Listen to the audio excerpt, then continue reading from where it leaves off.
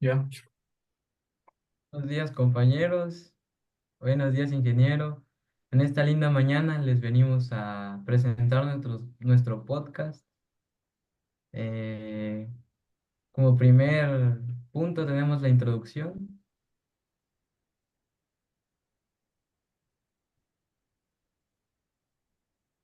Buenos días, compañeros. Nosotros les vamos a hablar sobre la parte de Clorio, específicamente del capítulo 5 que se titula El Indio.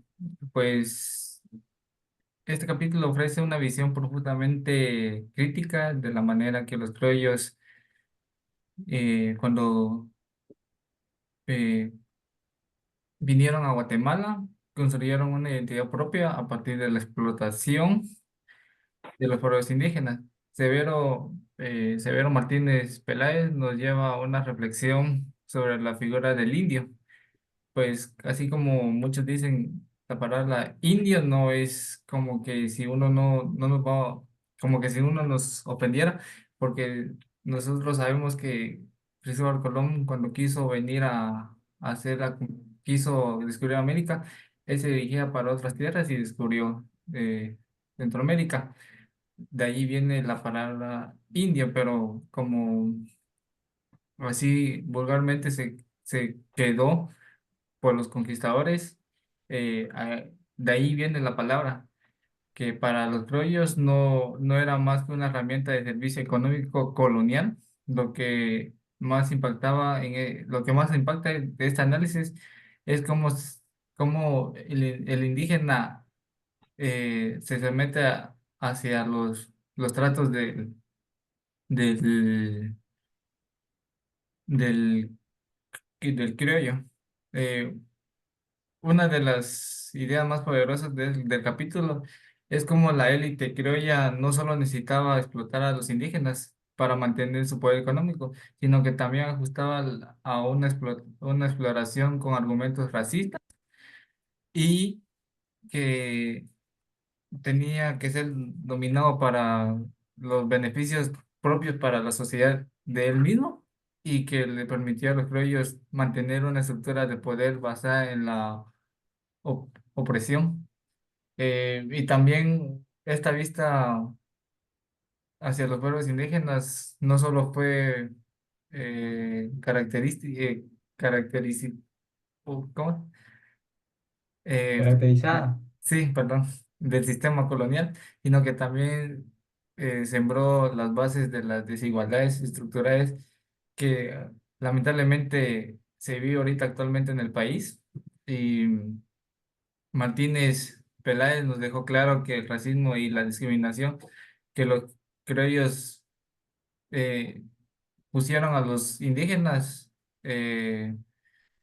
afectó mucho a la sociedad y todavía, lamentablemente, como les vuelvo a repetir, se vive actualmente en el país y también eh, afectó en todo, en toda- en todo el poder.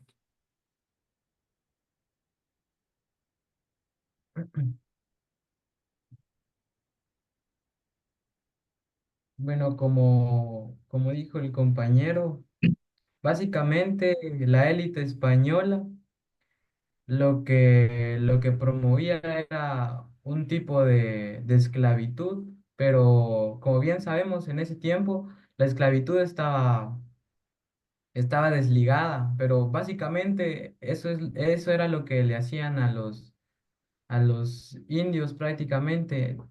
Claro, aclarando que no se le llamaba despectivamente, sino que, como dijo el compañero, no es como para referirse a una raza, sino que era para referirse a en sí el grupo de personas que creaban las cosas, como por ejemplo nosotros podemos decir albañiles ahora.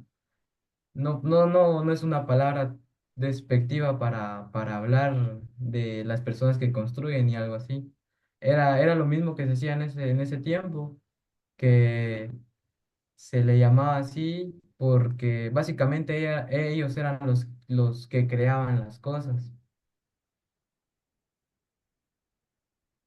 Víctor, ¿qué pensás del punto que dejó en claro Daniel? Bueno, yo tengo diferentes puntos de vista acerca bueno, de este capítulo que se nos fue asignado. Por ejemplo, en la patria del criollo nos indica que hubo varios contextos históricos y análisis del poder, trabajo forzado y la encomienda, como por ejemplo la estratificación social. Pero me voy a centrar en el primer tema, que sería el contexto histórico y el análisis del poder. Eh, Primero, les recuerdo a todos que Martínez Peláez comienza describiendo un contexto histórico en el que se considera como una colonia, destacando que el dominio español no solo implicó en una conquista militar, sino que también una transformación social y económica. Y creo que esto también fue que el régimen colonial fue establecido para beneficiar a los colonizadores a la costa de las poblaciones nativas, perdón, lo que llevó a que los indígenas fueron llevados por trabajos forzados, tributos y un sistema de castas que perpetuaba la condición y su subordinación, perdón.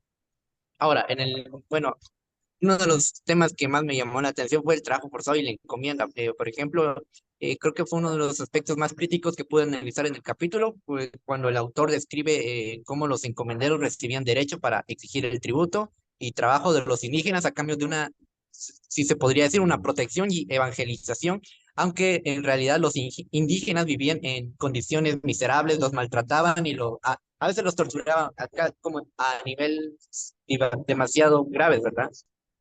Creo que si no estoy mal, varios controlaban las grandes extensiones de la tierra y los recursos humanos, aunque creo que si no estoy mal, consolidaba aún más el desequilibrio social y económico entre los criollos y los indígenas. Bueno, el trabajo forzado en esto, creo que ya fuera en una de las minas, en la agricultura o en la construcción que fue donde destacó más.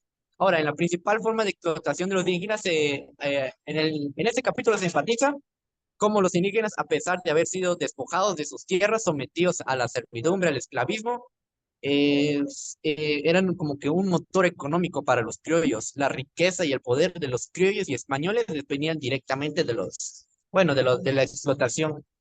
Ahora, creo que un último punto de la estratificación social, que es el último punto que me pude dar cuenta de esto, fue de que Martínez Páez se enfoca más en el sistema de castas, que más o menos clasificaba a las personas en función de su origen racial. Por ejemplo, los criollos, descendientes de los españoles, nacidos en América, por supuesto, creo que ocupaban un lugar privilegiado, si no estoy mal, en una estratificación social, mientras que los indígenas y varios mestizos estaban en los estratos más bajos durante este sistema que fue rígido y que no solo justificaba la explotación económica, sino que también legitimaba la exclusión política. Bueno, aquí un punto que me llamó la atención fue que el autor señala que, aunque existía una jerarquía, los criollos estaban subordinados a las peninsulares, que los criollos son españoles nacidos en España. Estos ocupaban los cargos más altos en la administración coloquial. Bueno, otro punto bueno, otro punto extra, por decirlo, que fue el impacto cultural y religioso, la verdad. Este fue abordado en este capítulo, la imposición cultural y religiosa por parte de los españoles. Como había mencionado antes, la evangelización fue utilizada como una herramienta para justificar el dominio sobre los indígenas, que mayormente fueron obligados a abandonar sus creencias y prácticas tradicionales a seguir una creencia, solo una, como había comentado el licenciado en la clase anteriormente. Pero recuerdo que Martínez Peláez señala que a pesar de estos esfuerzos, los indígenas encontraron formas de la resistencia cultural, ocasionando que muchas creencias y costumbres sobrevivieran a la conquista, por supuesto. Y bueno, una consecuencia que pues yo analicé, claro, y tuve el tiempo para investigar, que serían unas consecuencias a largo plazo de todo esto este capítulo, analizando cómo este sistema colonial y basado en la exploración y segregación racial, dejó una herencia duradera en la sociedad guatemalteca. ¿A qué me refiero? Como por ejemplo la estructura social y económica implantada durante las colonias pudo crear varias desigualdades que persistieron mucho tiempo y después de la independencia. La explotación indígena, por ejemplo, la concentración de tierras en manos de los pocos criollos y la estratificación social basada en el origen racial. Algunos sentaron bases de conflictos sociales y económicos y que continúan en en nuestra Guatemala moderna.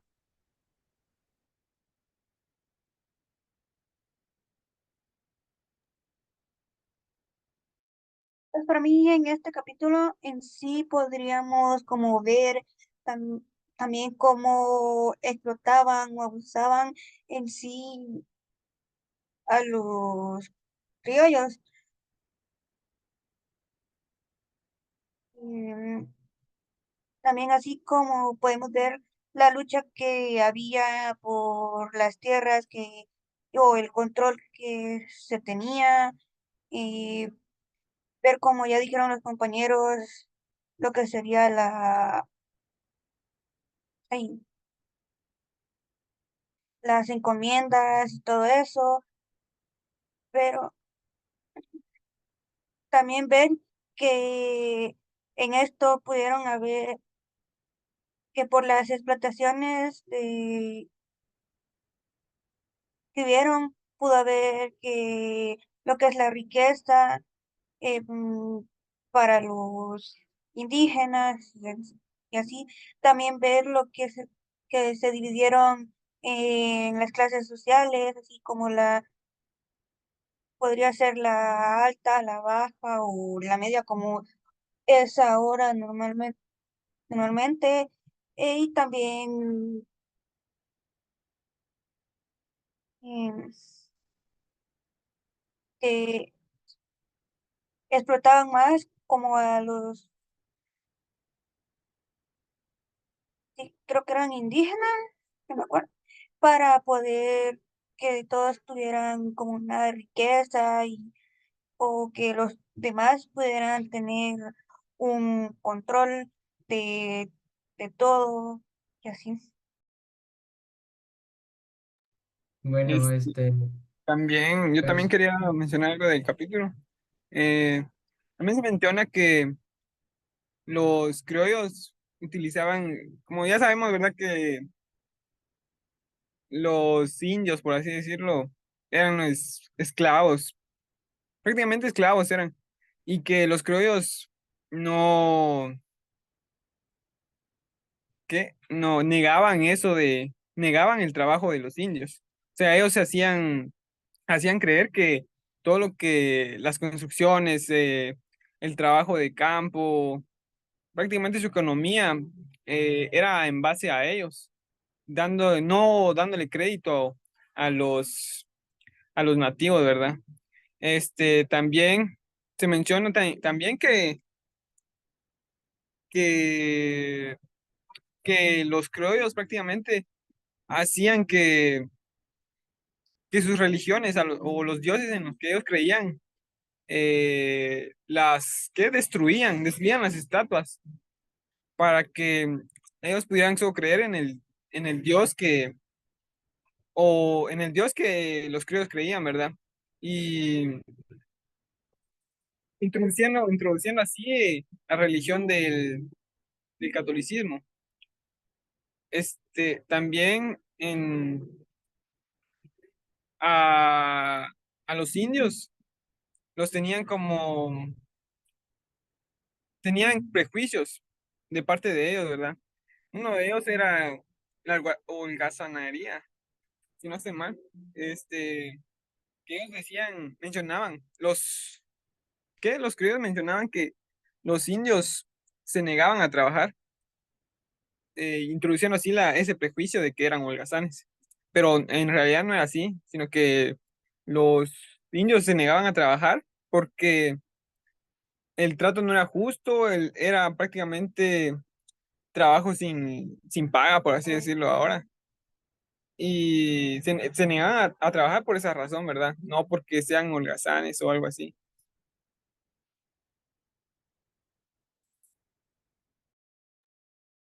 sí, prácticamente los tenían de esclavos porque, como bien dijo Marx, no les daban remuneración y así, ¿quién va a querer trabajar? Entonces, aunque sea para ganarse la vida o algo así, pero como apenas si le daban evangelización y protección prácticamente, ¿cómo iban a sobrevivir? Ellos querían, obviamente iban a querer dinero y remuneración por el trabajo y esfuerzo que ellos estaban haciendo.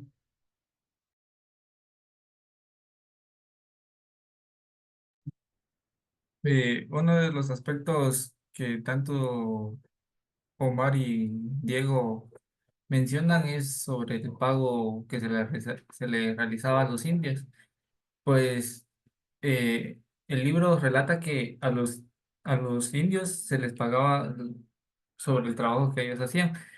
Se les decía que a los indios eran pobres y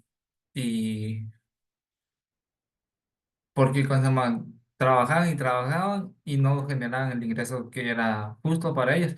Lo que pasa era que a los criollos le pagaban a los indios muy poco y como la clase social, ya los indios ya no podían hacer nada, sino que se quedaban, si les daban, qué sé yo, les daban eh, 10, ya no decían nada, se quedaban con el dinero y,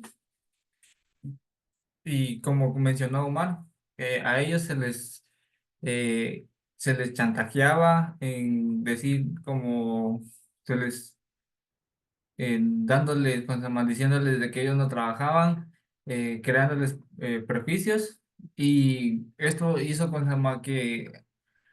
eh, que su relación, la relación desde el punto de vista, creo yo, que que los indígenas eran como simplemente instrumentos de trabajo que que construían la principal fuerza laboral, eh, que es esencial para la agricultura y para hacer otro producto general.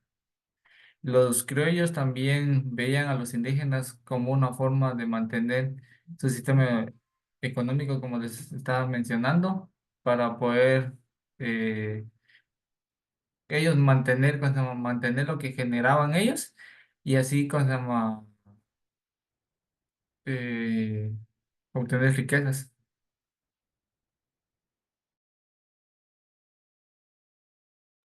Otro punto importante que dijo Víctor fue el choque cultural que los criollos y españoles no querían que nosotros tuviéramos. Este, allá en mi pueblo, dijo, allá hay una tradición, no sé, yo creo que aquí en San Cristóbal creo que también se hace. La conquista se llama, una danza tradicional donde hay un venado, hay españoles y empiezan a cazar al español y todo eso. Yo creo que la cultura que nos dejó esa conquista pues está muy bien plasmada en esa danza, ya que toda la coreografía está relacionada en ese momento, dijo, ya que pues prácticamente habla solo sobre la conquista. Ahorita les pregunto a ustedes por qué los criollos necesitaban justificar la explotación de los indígenas. Pues para mí los criollos como necesitaban justificar la explotación que tenían los indígenas de una manera como para poder tener control o poder sobre la estructura económica y social que había como en esa colonia en sí. También es una forma como de hacerlos que eran como deshumanizados, si lo queremos ver a los indígenas por tal vez todo el trabajo que ellos hacían o en sí. También se pudo ver así como que las herramientas que los usaban como trabajo, que los explotaba, que no miraban en sí todo eso. También se podría hacer como una justificación, como por la ley colonial que obviamente se ha venido hablando en este capítulo y en los anteriores de lo de la iglesia, que sería las encomiendas, que como para poder hacer otras cosas y así.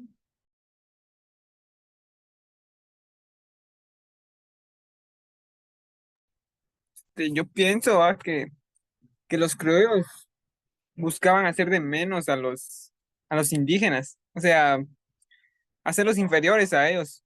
Así que eso tenían esa ideología, que ellos eran superiores a los inferiores y a los indígenas, perdón, para garantizar así su papel dentro de la sociedad. Y como se creían algo así como los herederos de las tierras prácticamente. Por eso tal vez le daban esa inferioridad al pueblo indígena.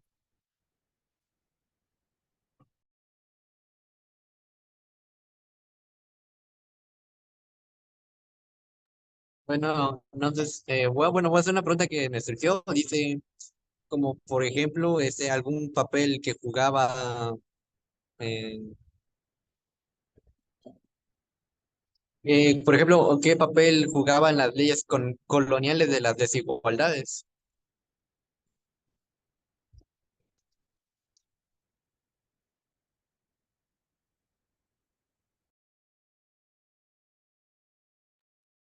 No te escuché muy bien, Víctor.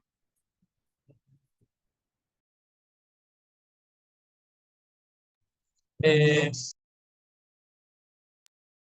bueno, una pregunta que me surgió que trataba de que qué papel jugaban las leyes coloniales entre desigualdades.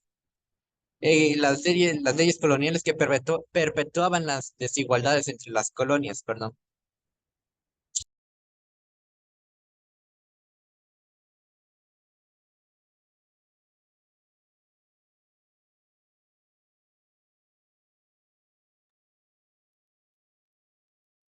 Pues eh, las leyes coloniales, como las leyes de los indígenas, construían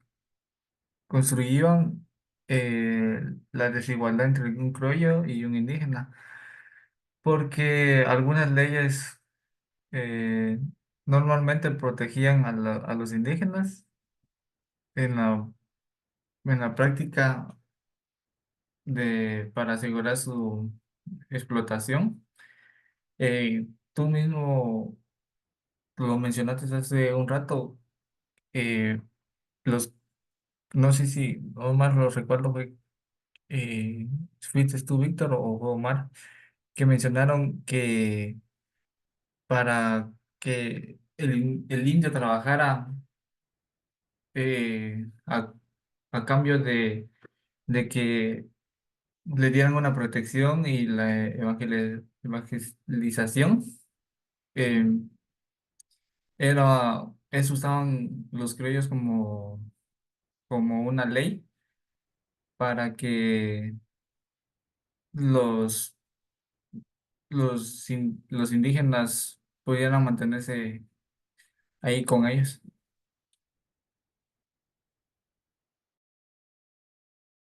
Sí, yo creo que, como bien dijo Daniel, este, no sé si era una ley, un decreto que decía que no se podía haber, este, no se podía tener esclavos, pero en una clase Lick había mencionado que digamos, ustedes están trabajando en una finca y esa finca tenía su tienda de compra. Entonces, este, eh, los, los, los, los criollos de la finca tenían su propia moneda y con esa moneda se le pagaba a los indios. Y esta moneda, digamos, por así decirlo, no tenía valor en otra tienda y eso hacía que, eso forzaba a los trabajadores a comprar en la misma tienda. Entonces prácticamente era un ciclo donde había mucha corrupción, por así decirlo, porque no era justo que se le remunerara con, además de pocos ingresos, una esclavitud, porque prácticamente era eso, ya que eh, solo podían comprar en una tienda. Digamos, en otra tienda había mejores precios, no se podía hacer nada porque estaban anclados a esta tienda.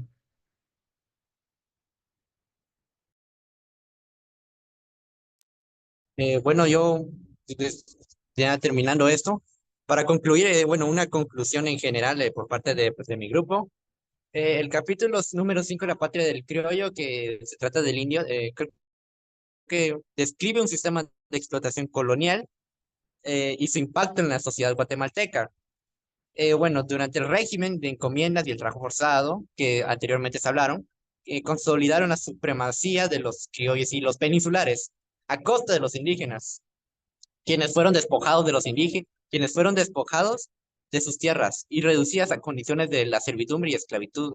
A través de un sistema de castas, pues se podría decir, y la imposición cultural, los colonizadores establecieron una jerarquía rígida que perpetúa la explotación y la desigualdad. Bueno, por último, Martínez Peláez, que es el autor de este libro, demuestra cómo las estructuras coloniales continuaron moldeando la sociedad, nuestra sociedad guatemalteca después del fin del periodo colonial, después de una gran herencia y de una herencia de injusticia y desigualdad que aún persiste en nuestro país. Muchas gracias, gracias y gracias por